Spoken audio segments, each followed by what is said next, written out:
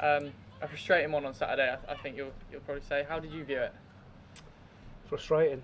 It's difficult when you give the opposition that much of a lift to be able to win the game. You know, to give such a crazy goal away and go down to 10 men makes it hard. You know, when you're playing a team that are high on morale. And that first 30 minutes, it didn't set you in good stead, and it was an uphill battle from there, wasn't it? No, you said to the players, you know, at the start of the game, we need the supporters' energy behind us, not against us. And when your first few actions are like they were and asking for trouble, when we'd asked the players to play over the press, you know, into our front players, that turned the energy in the stadium in Newport's favour, and the way we play, that can't happen. And you had chances in the game, there's no denying that, especially with the introduction of Aaron Collins, but of course didn't find the target. Do you think it's just a case of waiting for that, and that will come with time?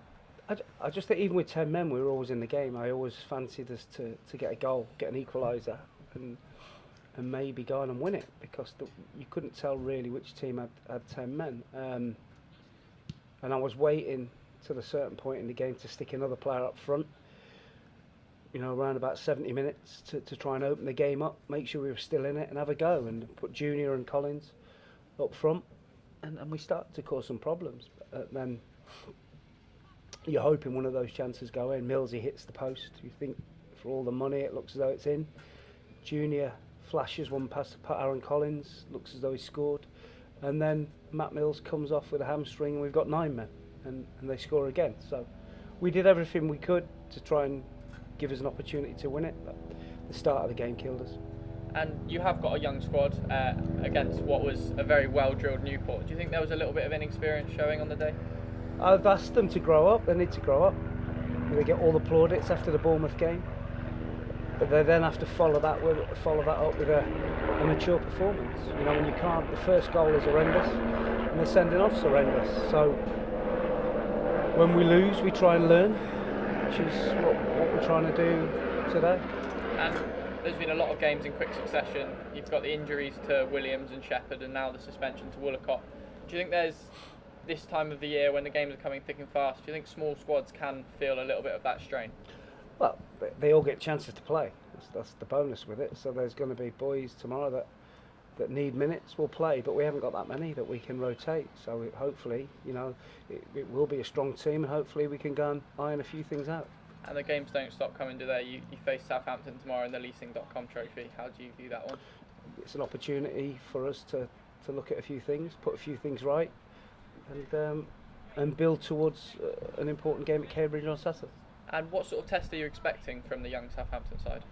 It's always difficult to know really whether their better younger players are away on international duty, or whether they throw one of the younger first team players. It's difficult to know what kind of lineup you're going to face. But, whatever it is, they'll be all technically good players, and we'll have to play well to win. And despite being in an under-21 side, the average age between the two teams won't actually be as different as it might be across the board in the competition. Do you think that would give your players a real chance to test themselves on a technical level rather than the physical one? I think we'll probably be younger than Southampton with the team. You know, I think we'll end up being younger than the Southampton team. So it gives them a marker as that, like it was last week at Bournemouth, what it takes to be a Premier League player.